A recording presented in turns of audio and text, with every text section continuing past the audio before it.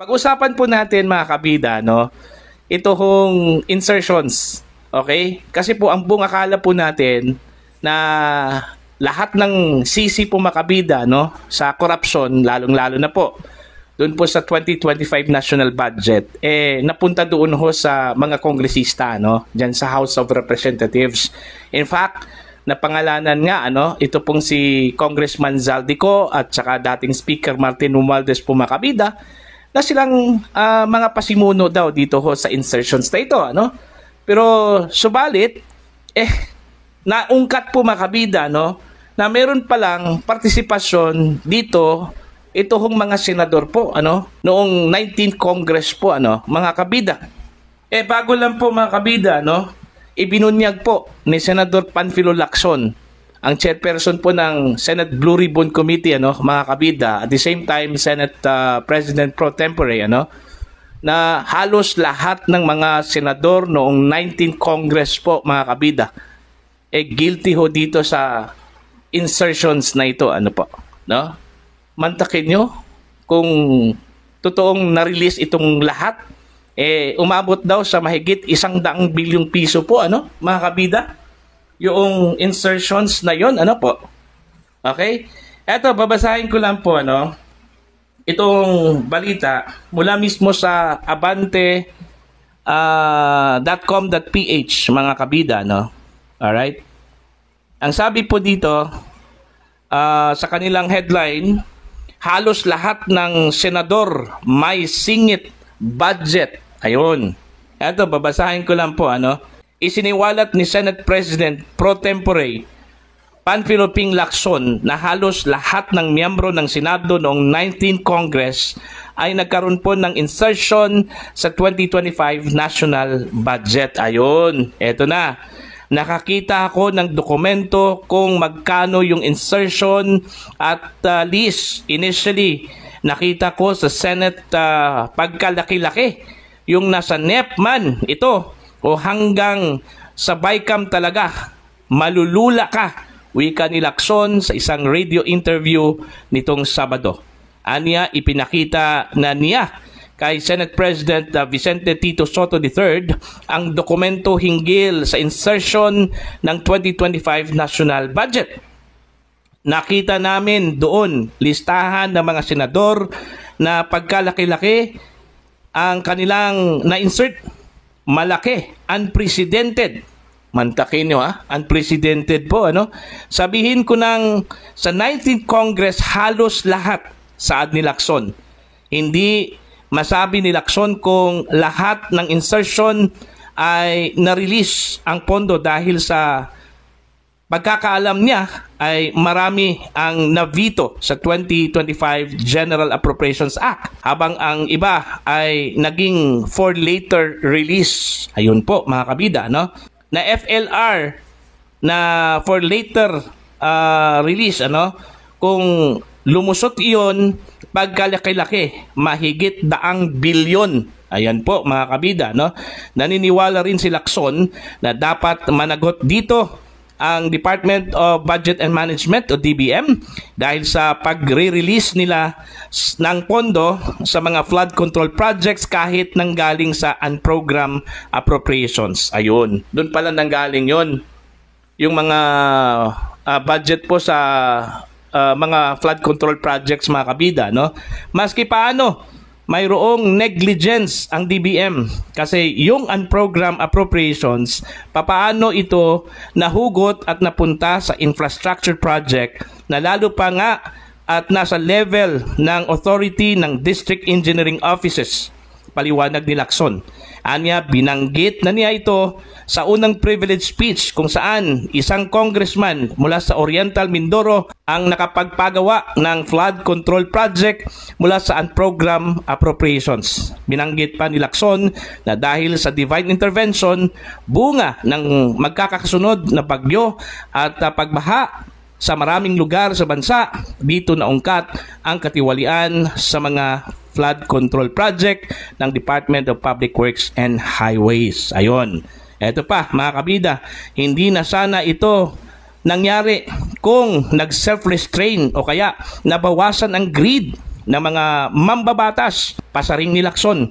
Noong Hulyo, iniulat ng politico.com.ph na 142.7 billion pesos ang naging insertion ng Senado sa 6.3 trillion pesos 2025 national budget.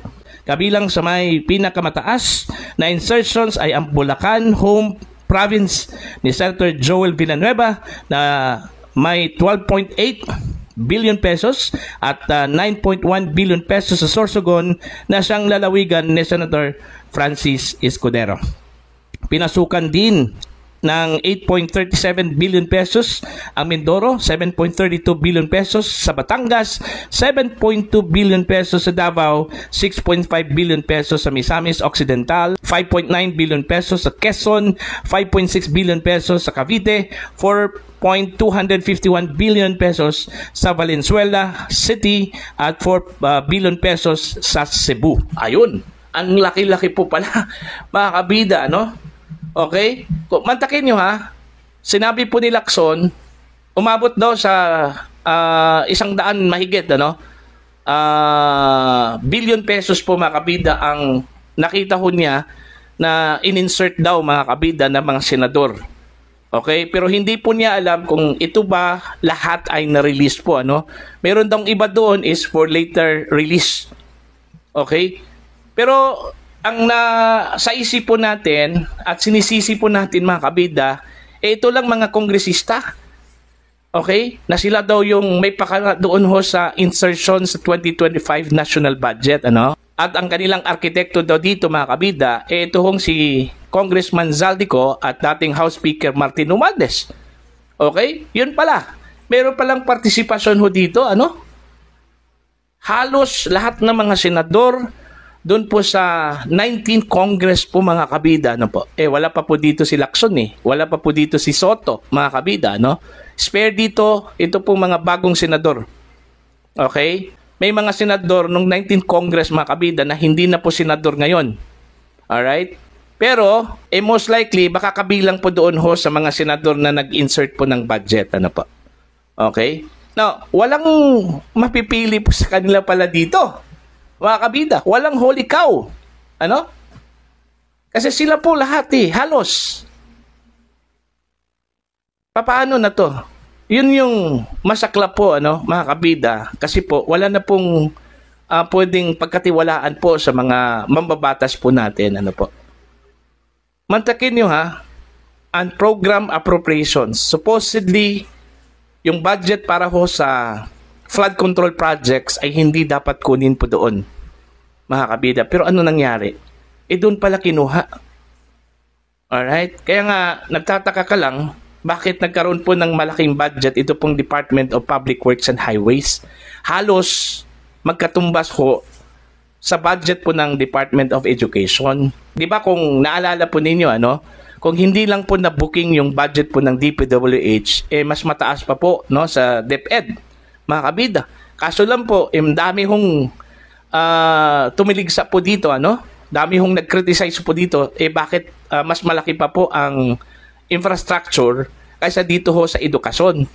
Kaya ginawa, mga kabida, no? Ginawan po ng paraan para lumiit daw yung budget ng DPWH. Kaya ang ginawa po, pati yung budget po ng Philippine Military Academy, Philippine National Police Academy, National Defense College, mga kabida, incorporate po doon po sa Department of Education, which is not supposed to be the case.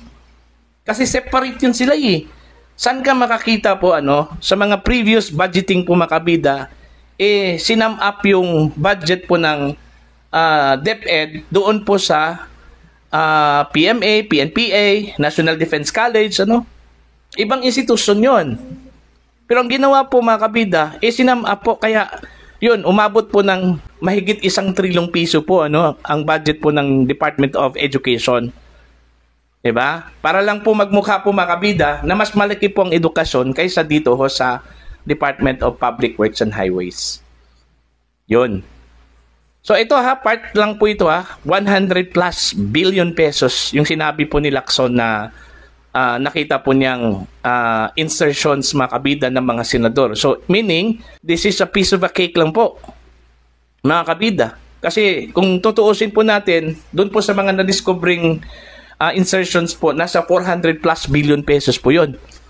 Okay? Ang vinito lang po ng Pangulo nasa 79, I think, 79 billion pesos. So meron pa pong natirang 300 something billion pesos po, mga kabida.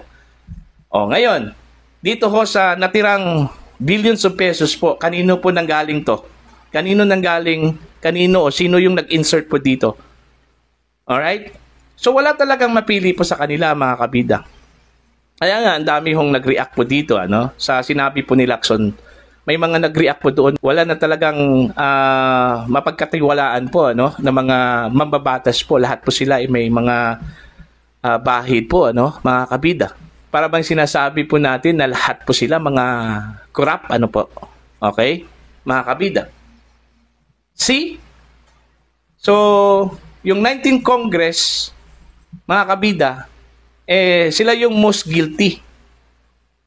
Pwede lang po dun ho sa mga walang kinalaman po, Kasi hindi naman po lahat daw siguro, Kasi ang sabi po ni Lacson, mostly sa mga senador, nagkaroon po ng insertions, meaning, meron pong hindi po kasali doon.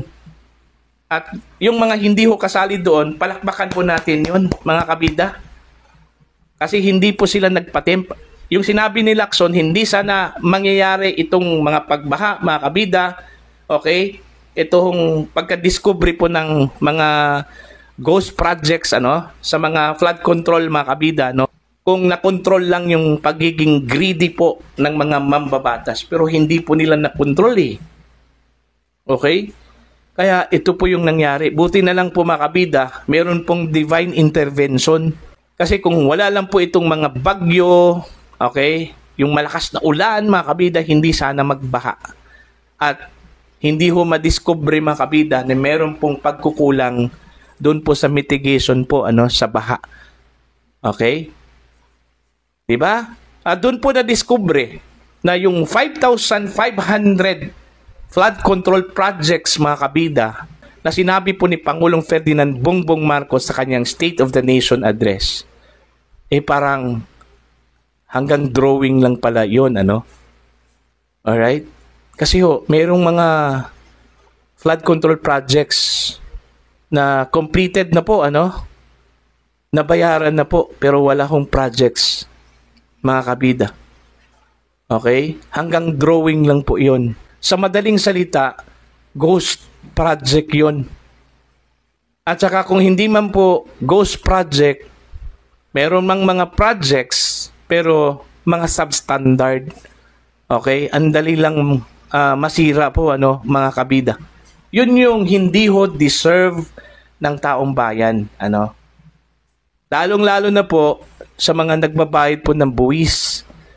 Kaya nga galit na galit po ang taong bayan po, nung sumiklab po itong issue po ng corruption po, mga kabida, sa hanay ng mga kongresista, mga senador, mga opisyal po ng mga ahensya po ng gobyerno, 'di ba? Walang mapili talaga.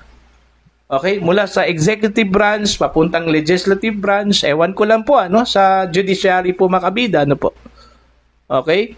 Pero so far, ang kalat na kalat po dito, na involved, ito pong executive at saka legislative branch.